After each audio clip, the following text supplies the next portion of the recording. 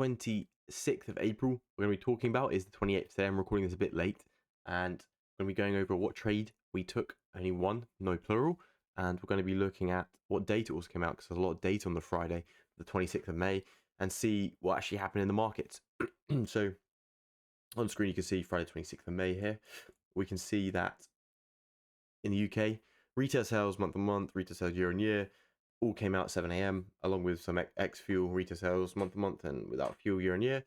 Overall mixed, right? Month on month increasing, showing signs people are spending more again. However, year on year still heavily negative, right? However, this was also better month on month than the forecasts and previous, but year on year was actually worse than the forecast but better than previous. So a lot of mixed data. There wasn't a lot of the bias to play on GJ I could find in the morning, so I just left that, didn't take any trades until New York. New York, we had a lot of data for the for the US dollar during NY session, that is, and you can see personal spending, personal income all increasing higher than consensus forecasts. Good for the economy, people spending more, people earning more, but also that does go hand in hand with inflation. It also backs up inflation increasing. People are getting paid more and things are going up more. It means inflation is creeping in and still going up. And this is backed up by core PCE price index month on month increasing higher than forecast as well and previous. Also showing that the Fed still needs to tackle these high inflation figures with high interest rates. And we are most likely going to see either a 0.25 basis point increase or a 25 basis point increase, next meeting, or we're going to see at least a hold. We're definitely not going to see cuts. And it's also just further insists or provides information to us that the Feds aren't going to be cutting any time this year in terms of rates. Going into next year, maybe Q2 next year, we might see starting to see some cuts. But until the economy gets under wraps with these high inflation figures and making sure they don't run out of control, we're not going to see any change in that kind of stance. And we're going to be looking at one trade that we took on gold. So if we can see here on gold, we've got on the arrow, we actually got a really nice push down yesterday on a Thursday. And that was, if you remember, Thursday we had GDP growth and initial jobless claims. It initially came out stronger. Well, actually overall mixed, but stronger before the revision. You can see they revised it down. Talked about that in the previous video. But focusing back on this one, had that move on from yesterday. Tapped, created a new lower low on gold. If we zoom out even more onto the 4 hour, show a bit more intraday range, we can actually see that we're coming down from these highs of 2060 all the way back down to the 1930s, where we're at a key level again, right? If we look here, Wednesday, the 22nd of March, around 5 in the morning, we had a big rejection. And since then, that's when this run never came back down and touched all the way to all-time highs around 2070, let's say, just to round it up. So once it tapped 2070, we've had rejections. We had a consolidation here, tapped, and we haven't seen gold sustain itself above 2000s. We've had pushes above during the Ukraine war, during COVID. We didn't actually get above. We didn't sustain above those levels at all for a very long time. You can see here, this is the Ukraine and Russia invasions, or Russia invading Ukraine, I should say. This is COVID, around the COVID time, during rate cuts and all these terrible figures coming out. This is where the all-time highs were actually set, 2070. So these nearly broke the all-time highs most recently.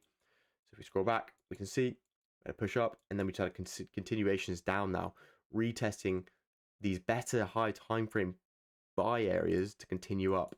And if we remove all the noise on here, and we actually have a look, overall we're still bullish, right? Since 2022 November, we're in a bullish trend. So this all it is a pullback on the intraday timeframes and obviously the daily. I wouldn't jump into the bias of dollar domination is coming back, but dollar, it is key to note that dollar DXY is actually at 104 or above 104, slowly printing new highs. As you can see, we haven't been where we are at the moment for a while, since April since March 2023.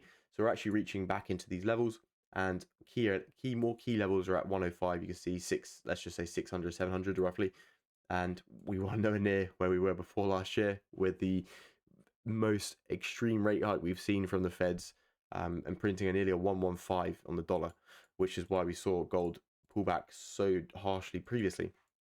So jumping back today, enough of a history lesson. I was looking for sells on that day, just in line with a lower time frame bias at the moment. Overall, like I just said, we're at a key level now at roughly 1930s, 36, 37. If we start to break this and print lower, then we can continue even lower down to 1800s, so 1888 that is. But overall, until we break this level, we can see big rejections from it. We haven't seen any safe sells from there.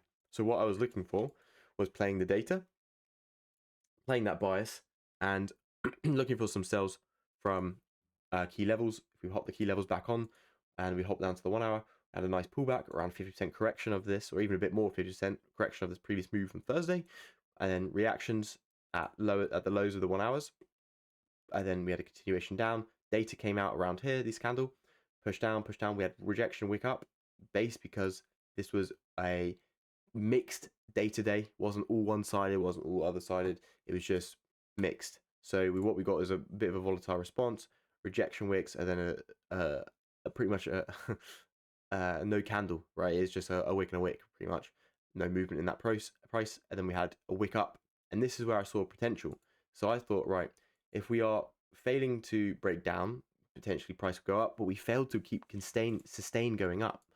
So I said, okay, if we fail to break this on the 15 and we start to break these lows, I'm going to look for a lot of volume to enter the markets towards the end of Friday and just continue and retest 1939 500 to the left. You can see we had a double bottom there on the 15.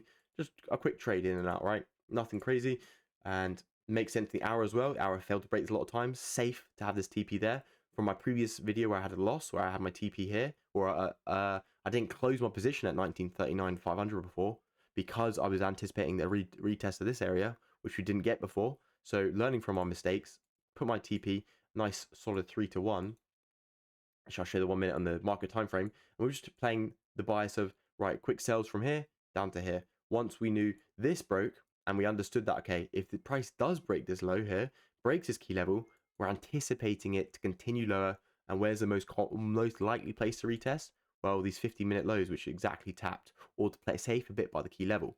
So hop over to the market terminal quickly. We can see just that. So you can see nice trade here, very quick as well, which we like to see. So it was about 15 pips. So it was roughly just above this candle. And I understood and recognized that as times of, I saw a lot of 1, 2, 3, 4, 5 bearish candles back to back, very big ones as well, rejecting from this upside after it tapped it. I saw a lot of bearish volume. You could have got a better double entry from up here if you were looking for that. Very good entry as well. But I just took it on the impulse. I'm playing the impulse. Once you break these lows to the left, you can see. So taking the trade, 15 pip stop. Target is about 45 pips away, so 3 to 1 roughly. And we saw rejections. We never got anything breaking above really. We started to approach this level. Obviously, my stop loss would have got hit. We never really tapped it again. A lot of bearish market or volume in the markets at this point. And continuation, the DXY in turn was getting stronger and stronger, printing new highs. So once it started creating almost another double bottom on the 1 minute, I saw, right, continuation down, down, down, and then bam. So that was overall about a, 10-minute trade, which was nice to see. 10-minute trade to hit 45 pips. And then you can see clear reactions at this level, failed to break, not a lot of volume. End of the week, nearly the end of the month, actually. So I didn't expect it to break any lower, no new catalysts. And overall, positive trade. Didn't get greedy, nice 1 to 3. Overall, a textbook to impulse trade, right? Managed well, no emotions really got involved, and I'm happy with that. And you can see here to the left, actually, was the trade I was on about, where I had a brilliant entry from the top here, but price, actually, it was 1945, failed to break, similar times, and pulled back, and I got stopped in profit, but I failed to secure an extra 50 pips. I learned from that, secured it at a positive point, not getting greedy, happy with that. So overall, going into Monday is a bank holiday for the UK. I'm not going to be in trading or anything. Expect lower volume and volatility. And then Tuesday, back in the markets, but also remember, end of the month, it'll be the 30th, end of May. Be wary. Expect lower volume, but lower volatility.